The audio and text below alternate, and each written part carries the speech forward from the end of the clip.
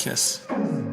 Yo, it's your boy Marquez Smith, also known as Coolest Guy in sports. Back with another overrated versus underrated. This time I have Chris Paul under me. Was Chris Paul overrated or underrated in 2018-2019 NBA season?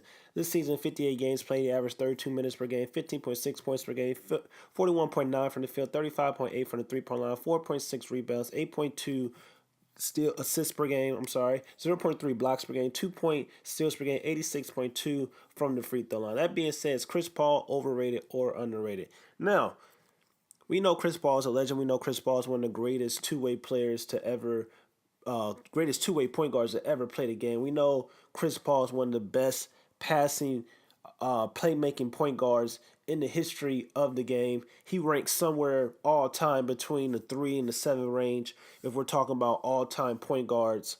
And his skill, he was the best point guard. It's easy to say he was the best point guard from 2008 until 2014 when we're talking about Chris Paul. So the fact of the matter is he's a legend. He is a Hall of Fame player.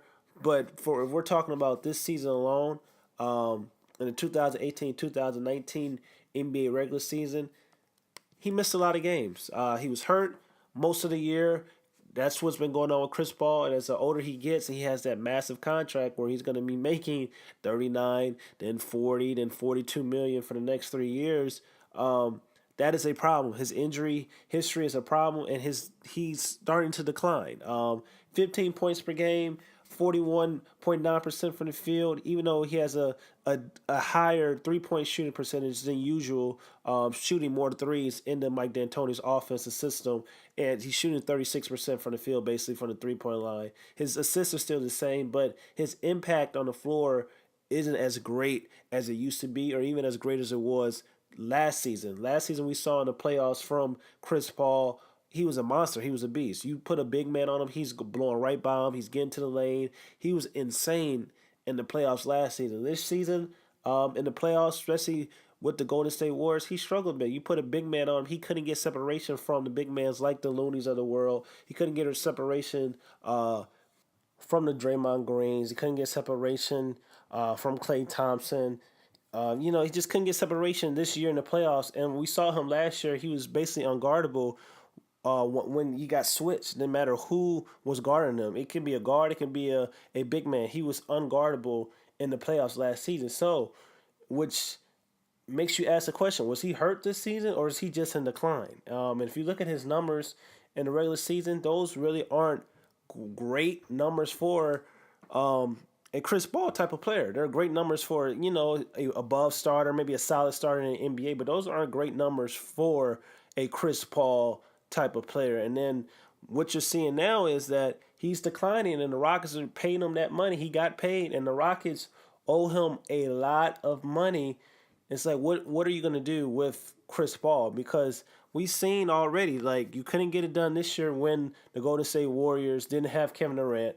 And you were up 3-2. This was the perfect time and a perfect chance for you to cement your legacy and get to the finals, and you couldn't do it. You couldn't beat the Golden State Warriors, and maybe the system is not working anymore. Maybe the isolation system with the Mike D'Antoni and the James Harden and Chris Paul, where basically you're holding the ball until the end of the shot clock, either trying to get to the rim or shoot a three or kick it out to one of your open teammates to shoot a three. That's not really working right now, and that hasn't worked in the playoffs when it matters the most. So you got to figure out, what are you going to do? But to go back to the question, is Chris Paul overrated or underrated?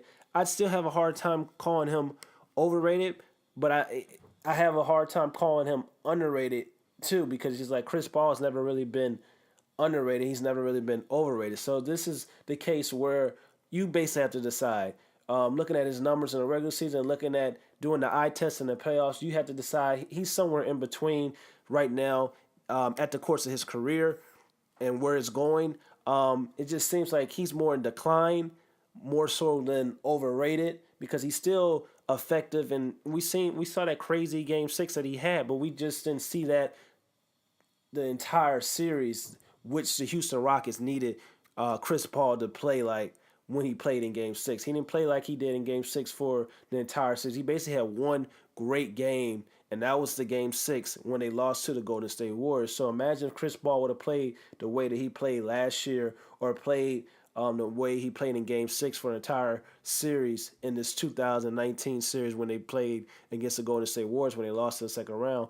It probably would have been a different outcome. So I don't know if he can necessarily get to that level each and every game anymore, the way he played in game 6. And that worries me about Chris Paul, because then you have to just admit that he's declining.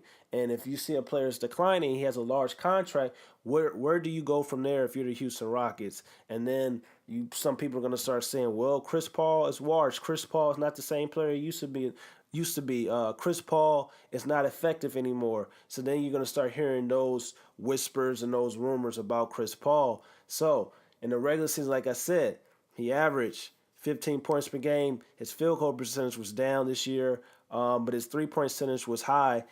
So I don't know. I can't really call him overrated, but I can't really call him underrated. So I'm gonna let you guys decide in the comments below. Do you guys think Chris Paul is overrated or underrated? Don't forget to like, comment, and subscribe. Join the movement, A-Kiss Nation. I'm trying to get to 1,000 subs. Thank you guys for all your support. I'm going, man. Peace.